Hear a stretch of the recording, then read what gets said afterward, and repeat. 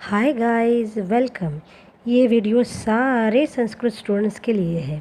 इस वीडियो में हम अपठित गद्यांश की चर्चा और प्रैक्टिस दोनों करेंगे। ये प्रश्न बहुत इम्पॉर्टेंट है। ये 10 मार्क के लिए आता है और हमें किसी हाल में इसका एक भी मार्क मिस नहीं करना है। तो क्या करें? And the answer is practice, लेकिन समझ के। इसलिए मैं सीरीज़ में बहुत सारे गद्यांश को समझाऊंगी। हर वाक्य में आने वाले भाषिक कार्य भी हम डिस्कस करेंगे। मोस्ट इम्पॉर्टेंट शीर्षक, वो भी हम डिस्कस करेंगे। एक्चुअली ये शीर्षक एक या दो वर्ड्स का, शब्दों का ही रहता है, लेकिन उसके मार्क्स रहते हैं 2। और बहुत बार बच्चे जो है, स्टूडेंट्स जो है, इस क्वेश्चन को, इस सब क्वेश्चन को छोड़ देते हैं। जानबूझ के नहीं, लेकिन हड़बड़ी में छोड़ देते हैं। इस वीडियो में हम जो प्रैक्टिस लेंगे वो फर्स्ट टाइम जब तुम कर रहे हो तब केयरफुली देखना और सुनना, लेकिन बाद में तुम अगर कोई काम कर रहे हो, काम में बिजी हो, तो वो काम करते करते भी सिंपली इसको ऑन करके रखोगे, सुनते रहोगे, तो भी तुम्हारी प्रैक्टिस हो जाएगी। So let us begin. पहला गद्यांश। एकदा द्वौ धनिकौ आस्ताम्। एक बार 2 धनिक थे।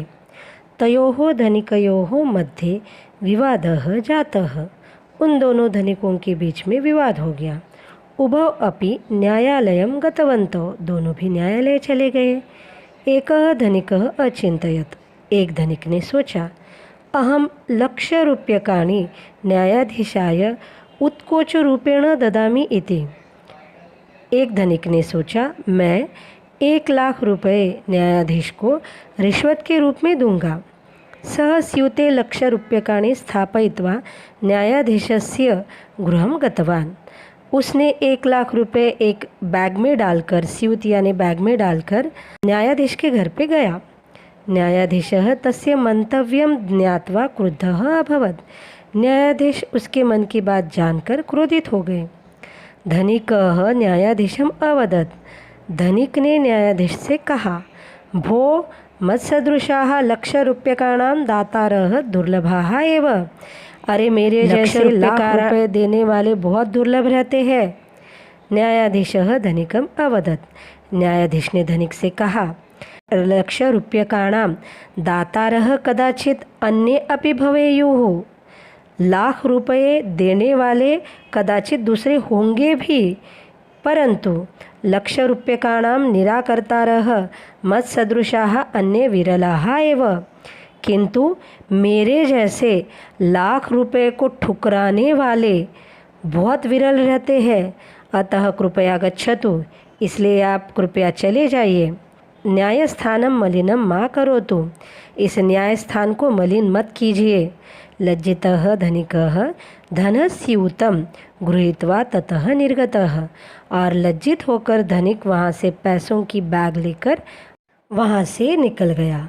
अब इस गद्यांश में सबसे मुख्य जो विषय है वो न्यायाधीश है। मुख्य व्यक्ति न्यायाधीश है, तो हम शीर्षक लिख सकते हैं न्यायाधीशः, या फिर निष्ठावान न्यायाधीशः, या फिर प्रामाणिकः न्यायाधीशः, आदर्शः न्यायाधीशः, एक्सेट्रा। हम कुछ भी ले सकते हैं।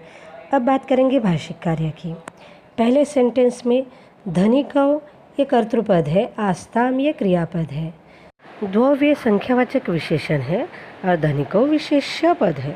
तयोः धनिकयोः, तयोः सर्वनाम रहेगा, धनिकयोः नाम रहेगा।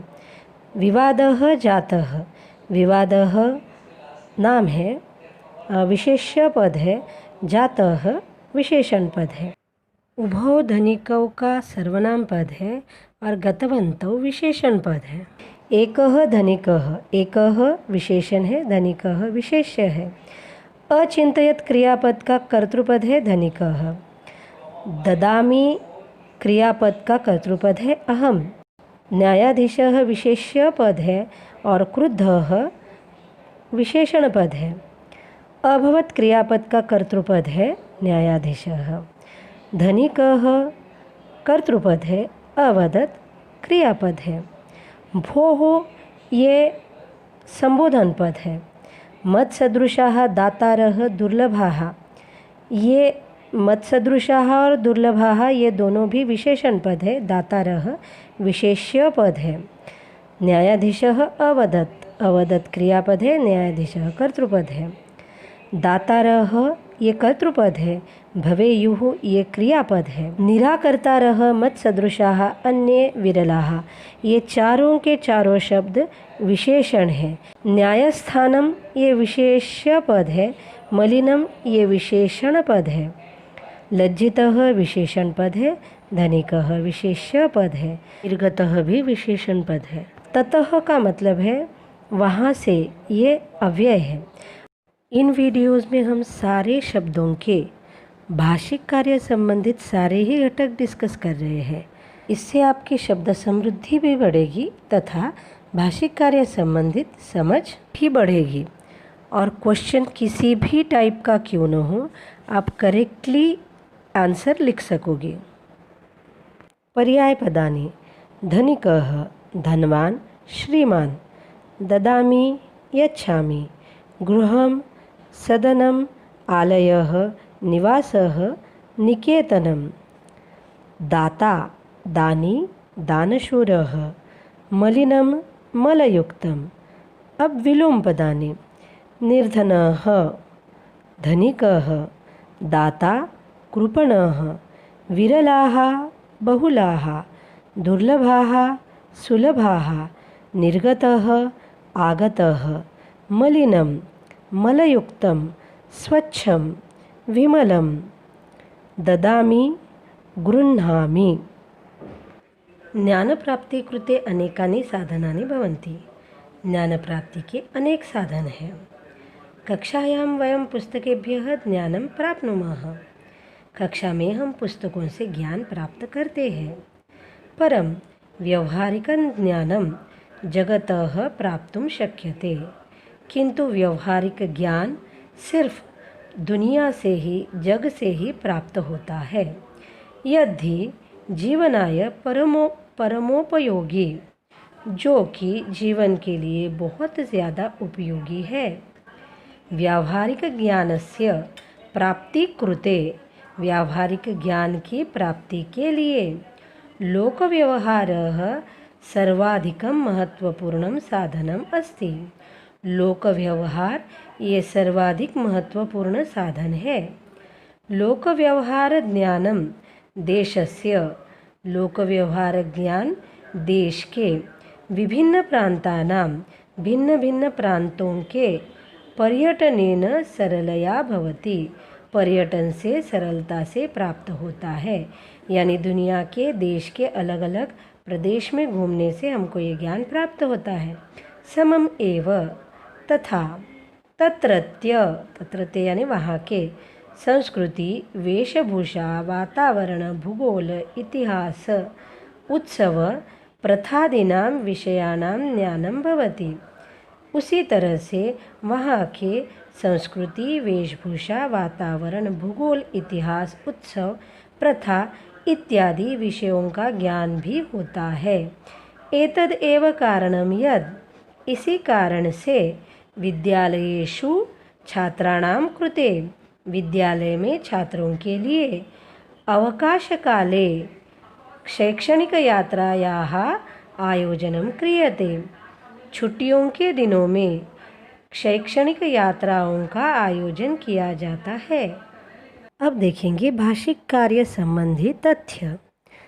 पहले वाक्य में अनेकानि ये विशेषण पद है, साधनानि विशेष्य पद है, साधनानि कर्तृपद है, भवन्ति ये क्रियापद है, वयम ये कर्तृपद है, प्राप्नुमः ये क्रियापद है, व्यावहारिकम विशेषण पद है, ज्ञानम विशेष्य पद है, सर्वाधिकम महत्वपूर्णम ये दोनों भी विशेषण पद है, साधनम ये विशेष्य पद है, अस्ति क्रियापद का कर्तृपद है साधनम, लोक व्यवहार ज्ञानम ये कर्तृपद है और क्रियापद है भवति, प्रथादीनाम या आदिनाम ये विशेषण पद है, विषयाणाम ये विशेष्य पद है, ज्ञानम कर्तृपद है, भवति ये क्रियापद है।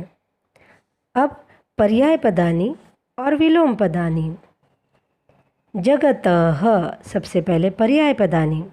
जगतः विश्वस्य, संसारस्य, परम, अतीव, उपयोगी, उपयुक्तं, पर्यटनेन, भ्रमणेन, सरलया, सरलताया, सरलतया, अनेकानि, बहूनि।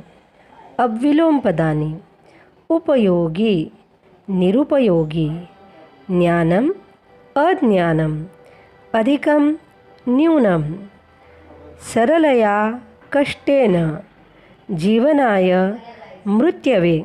गद्यांश का शीर्षक लिख सकते हैं ज्ञान प्राप्तेः साधनानि, या पर्यटनम, या देशाटनम, या फिर शैक्षणिक यात्रा, या इससे रिलेटेड कुछ भी हम लिख सकते हैं।